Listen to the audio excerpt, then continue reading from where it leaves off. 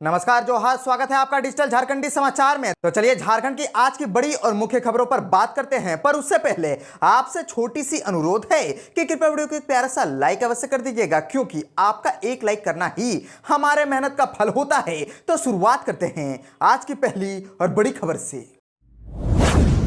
इस वक्त की बड़ी खबर झारखंड से आ रही है, जहां झारखंड में जेएमएम और भाजपा के बीच ट्विटर हैंडल पर मच गई है बवाल। कहा कि मां का दूध पिया है तो सामने आ जाओ। दरअसल झारखंड चुनाव को लेकर के भाजपा और झारखंड मुक्ति मोर्चा के बीच सोशल मीडिया पर लड़ाई छिड़ गई है। दरअसल भाजपा प्रदेश अध्यक्ष बाबूलाल मरांडी ने हेमंत सोरेन पर 25 लाख रुपए के जेएसएससी सीजीएल की एक सीट बेचने का आरोप लगा दिया है। उन्होंने एक्स पर लिखा कि भ्रष्टाचार के सारे रिकॉर्ड तोड़ने के बाद हेमंत सोरेन ने युवाओं के सुनहरे भविष्य को बर्बाद करने का निर्णय लिया है। इसी का नतीजा है कि नौकरी देने के नाम पर सीट बेची जा रही है। छात्रों के भविष्य और सपनों की कीमत लगा करके हेमंत सोरेन एवं उनके सहयोगी अपना पेट भरने में मस्त है। एक एक सीट के लिए 25-25 लाख रुपए तक बोली लग रही है। और आपको बताते चले कि इस पोस्ट पर सीएम हेमंत सोरेन ने टैग करते हुए जवाब दिया। और सीएम हेमंत सोरेन ने बाबूलाल मरांडी के पोस्ट पर लिखा कि आपके पास ईडी है, सीबीआई है और दुनिया की सभी एजेंसियों का कुनबा है। आप किसी भी एजेंसी से जांच करवा लीजिए। अगर युवाओं के मुद्दों पर एक गलती निकल जाए तो मुझे 5 महीने नहीं 50 साल के लिए जेल में डाल दीजिए, मैं उफ तक नहीं करूंगा। और आपको बताते चले कि हेमंत सोरेन के जवाब पर भारतीय जनता पार्टी झारखंड के अधिकारी के हैक्स हैंडल पर रिप्लाई दे दिया और सीएम सोरेन को टैग करके लिखा कि हार नजदीक देखकर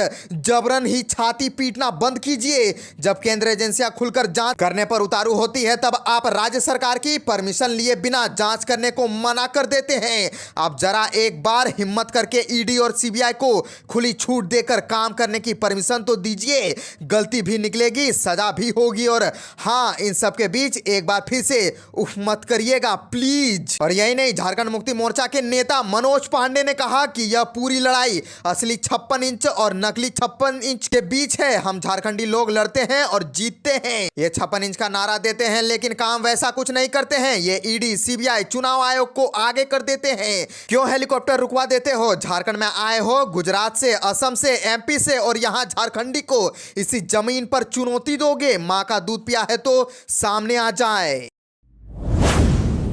झारखंड के पूर्व सीएम चंपई सोरेन का बड़ा ऐलान। कहा कि आदिवासी विरोधी सरकार का विदाई की उल्टी गिनती जारी, बस 2 हफ्ते और इंतजार करिए। दरअसल झारखंड विधानसभा चुनाव में महज अब 1 हफ्ता बचा है। इस बीच दल बदल की जारी है। हाल में ही हेमंत सोरेन के प्रस्तावक और अमर शहीद सिदो कानू के वंशज मंडल मुर्मू बीजेपी में शामिल हो गए और जेएमएम के लिए यह बहुत ही बड़ी झटके से कम नहीं है। इधर झारखंड के पूर्व सीएम चंपई सोरेन ने भी इस मामले को लेकर के जेएमएम पर हमला किया है। पूर्व सीएम चंपई सोरेन ने सोशल मीडिया एक्स पर पोस्ट करते हुए लिखा है कि संथाल हुल के अमर शहीद सिदो कानू के वंशज मंडल मुर्मू भी आखिरकार भाजपा में शामिल हो गए हैं। क्या आप जानना चाहते हैं कि आदिवासी समाज से जुड़े मुद्दों को उठाने वाले इस युवक ने यह फैसला क्यों किया है? अपने पोस्ट में चंपई सोरेन ने लिखा है कि इसे समझने के लिए संथाल परगना की वीर भूमि भोगनाडी की परिस्थिति को समझना होगा। उन्होंने लिखा कि वहां जाते समय रास्ते में तथा वीरों के उस पवित्र गांव में भी सड़क किनारे कई नए पक्के मकान मिलेंगे, जिस पर एक राजनीतिक दल के झंडे दिखेंगे। इनमें से अधिकतर मकान बांग्लादेशी घुसपैठियों के हैं और उन पर लगे झंडे बताते हैं कि उन्हें आदिवासियों की जमीन लूटने, बहु बेटियों की अस्मत से खिलवाड़ करने और आदिवासी समाज के ताने बाने को बिगाड़ने की हिम्मत कहां से मिलती है। यह झंडा बाकी लोगों को एक दल विशेष के इन तमादों से नहीं उलझने की चेतावनी देता है। और जिस माटी, बेटी एवं रोटी के लिए हमारे पूर्वजों ने अंग्रेजों को झुका दिया था, आज उसी संथाल परगना की माटी पर इन घुसपैठियों का कब्जा है। पाकुड़, साहिबगंज एवं अन्य स्थानों पर आदिवासी समाज अल्पसंख्यक बन चुका है। झारखंड चुनाव के बीच पप्पू यादव ने किया ऐसा दावा, सियासी हलचल बढ़ी, बोला बीजेपी अल्पसंख्यकों की सरकार। बिहार की पूर्णिया सीट से निर्दलीय सांसद राजेश रंजन उर्फ पप्पू यादव ने कहा कि कांग्रेस नेता राहुल गांधी की विचारधारा और झारखंड के मुख्यमंत्री हेमंत सोरेन के विकास मॉडल के आधार पर राज्य में एक बार फिर से झारखंड मुक्ति मोर्चा नीत गठबंधन की सरकार बनेगी। पप्पू यादव ने आरोप लगाया कि भारतीय जनता पार्टी झारखंड में आदिवासियों और दलितों की नहीं बल्कि पूंजीपतियों की सरकार बनाना चाहती है। और रांची में कांग्रेस भवन में मीडिया को संबोधित करते हुए पप्पू यादव ने दावा किया कि झारखंड की जनता 13 और 20 नवंबर को मौजूदा गठबंधन सरकार के पक्ष में वोट देकर के बीजेपी को करारा जवाब देगी। उन्होंने ये भी कहा कि राहुल गांधी की विचारधारा और हेमंत सोरेन के विकास मॉडल के आधार पर यहां एक बार फिर से गठबंधन की सरकार बनेगी। पप्पू यादव ने आरोप लगाया कि भारतीय जनता पार्टी यहां आदिवासियों, छोटे व्यापारियों, दलितों और अल्पसंख्यकों की सरकार नहीं बनाना चाहती, वे पूंजीपतियों की सरकार चाहते हैं। वहीं असम के मुख्यमंत्री हेमंत बिस्वा शर्मा पर हमला करते हुए उन्होंने आरोप लगाया कि शर्मा भ्रष्टाचार के कई आरोपों का सामना कर रहे हैं। उन्होंने कहा कि मैं निर्वाचन आयोग से अनुरोध करता हूं कि जब भी शर्मा झारखंड आए तो उनके कर्मों, कार्यालयों एवं विमान की छानबीन सुनिश्चित की जाए। और आपको बता दें कि हेमंत बिस्वा शर्मा झारखंड के लिए बीजेपी के चुनाव सह प्रभारी हैं। झारखंड में घुसपैठ के बीजेपी से आरोप पर पप्पू यादव ने दावा किया है कि यदि बांग्लादेशी घुसपैठ राज्य में घुसे हैं तो यह केंद्र सरकार की विफलता है। पीएलएफआई ने लाल कपड़े पर सफेद स्याही से जारी किया फरमान, कहा कि विधानसभा चुनाव का करे बहिष्कार। दरअसल झारखंड की राजधानी रांची से सटे खूंटी में प्रतिबंधित उग्रवादी संगठन पीएलएफआई ने वोट बहिष्कार का पोस्टर लगा करके शहर में सनसनी फैला दी है। खूंटी के जिला मुख्यालय में शहर के बीचों बीच कर्रा रोड पर शिवाजी चौक के पास इन प्रतिबंधित उग्रवादी संगठन का पोस्टर देख करके लोगों में दहशत का माहौल है और उग्रवादियों ने खूंटी थाना के पास इस पोस्टर को टांगा है। पीएलएफआई ने इस पोस्टर के जरिए लोगों से वोट बहिष्कार करने की अपील की है। जैसे इसकी जानकारी पुलिस को मिली, खूंटी थाना ने पोस्टर को खोल करके अपने कब्जे में ले लिया। पुलिस ने कहा कि पोस्टर लगाने वालों की पहचान की जा रही है, पुलिस जल्द ही उसे गिरफ्तार कर लेगी। साथ ही लोगों से अपील की है कि वे घबराएं नहीं। झारखंड विधानसभा चुनाव से पहले पीएलएफआई के इस फरमान से लोग घबरा गए हैं। गिरिडीह में बाबूलाल मरांडी, सुदिव्य समेत कल्पना सोरेन भी पहुंची घाट। गढ़वा में मिथिलेश तो जमशेदपुर में मीरा मुंडा ने दिया अर्घ। दरअसल लोक आस्था का महापर्व छठ का उत्साह चरम पर रहा और इस दौरान भाजपा प्रदेश अध्यक्ष बाबूलाल मरांडी ने धनवार के राजा घाट पहुंचे, वहीं छठ महापर्व में शामिल हुए।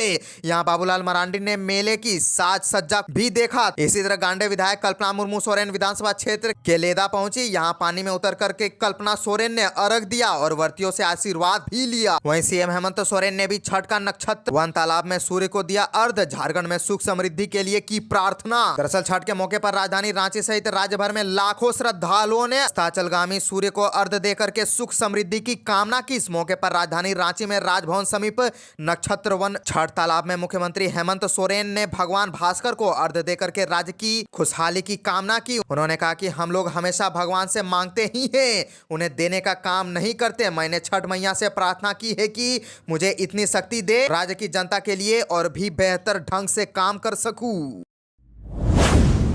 सरना धर्म कोड और 1932 खतियान को लेकर के कल्पना सोरेन ने केंद्र को दे दिया है खुला चैलेंज। डबल इंजन की सरकार ने राज्य को खोखला कर दिया है। राज्य की संपत्ति को भाजपा शासित राज्यों में भेज करके बर्बाद कर दिया है। यहाँ के स्कूल बंद कर दिए गए हैं और यहाँ के बच्चों को शिक्षा से दूर रखा गया है। ये सारी बातें गांडे विधायक कल्पना सोरेन ने कर्रा में आयोजित चुनावी सभा को संबोधित करते हुए कही। कल्पना सोरेन ने रघुवर सरकार के साथ साथ मोदी सरकार पर भी जमकर हमला बोला और कल्पना सोरेन ने केंद्र को चुनौती देते हुए कहा कि अगर केंद्र सरकार में हिम्मत है तो सरना धर्म कोड को पारित करे, अगर उनमें हिम्मत है 1932 का खतियान पारित करे। और कल्पना सोरेन ने तोरपा और खूंटी प्रत्याशियों के पक्ष में वोट की अपील करने कर्रा प्रखंड क्षेत्र के आयोजित चुनावी सभा को संबोधित करने आई थी। आपको बता दें कि गांडे विधायक कल्पना सोरेन ने कहा कि झारखंड के आदिवासियों की अस्मिता और पहचान बनाने का काम शुरू हुआ था, लेकिन केंद्र सरकार ने हेमंत सोरेन को कई चुनौतियां दी। इसके बावजूद हेमंत सोरेन ने हिम्मत नहीं हारी और राज्य के विकास के लिए काम करते रहे। सरना धर्म कोड कैबिनेट से पास हुआ, लेकिन केंद्र सरकार ने इस पर ब्रेक लगा दिया। और आपको बताते चले कि कल्पना सोरेन ने कहा कि महागठबंधन सरकार ने सरना धर्म कोड को विधानसभा से पास कराया, लेकिन केंद्र सरकार ने इसे रोक दिया। केंद्र सरकार के ढोंगी इस पर ब्रेक लगा देते हैं। झारखंड से और एक बड़ी खबर आ रही है, जहां झारखंड के रांची, टाटा और धनबाद में शुरू करेंगे मेट्रो। लोक जनशक्ति पार्टी ने झारखंड विधानसभा चुनाव को लेकर के रांची में संकल्प पत्र का विमोचन किया। संकल्प पत्र का विमोचन पार्टी के खगड़िया सांसद एवं झारखंड चुनाव सह प्रभारी राजेश वर्मा ने पार्टी के पदाधिकारियों के साथ किया। और आपको बता दें कि इस पत्र में गरीब, दलित, महिला, आदिवासी युवाओं के मुद्दे को समाहित किया गया है। सांसद राजेश वर्मा ने कहा कि प्रदेश के चहुमुखी विकास को लेकर के लोजपा कृत संकल्पित है। इसी को लेकर के पहली बार हमारी पार्टी ने मेट्रो सेवा शुरू करने की बात कही है। रांची, टाटा और धनबाद को मेट्रो सेवा से जुड़ जाने पर विकास के नए रास्ते भी खुलेंगे। 17 सीट अधिक मतों से जीतेगी। पार्टी संकल्प पत्र में झारखंड में स्थापित होने वाले उद्योगों में युवाओं को रोजगार एवं हरिजन आदिवासी युवाओं को नौकरी के लिए निःशुल्क आवेदन के साथ साथ निःशुल्क परीक्षा स्थल तक जाने की व्यवस्था की बात कही गई है। आदिवासियों की मांग को ध्यान में रखते हुए पार्टी ने अपने संकल्प पत्र में सरना कोड की बात भी कही है। विधानसभा चुनाव सह प्रभारी ने कहा कि लोजपा को गठबंधन के तहत मिली चतरा सीट पर पार्टी ने जनार्दन पासवान को मैदान में उतारा है। चतरा सीट पर हमारी पार्टी 50,000 से ज्यादा मतों से जीतेगी।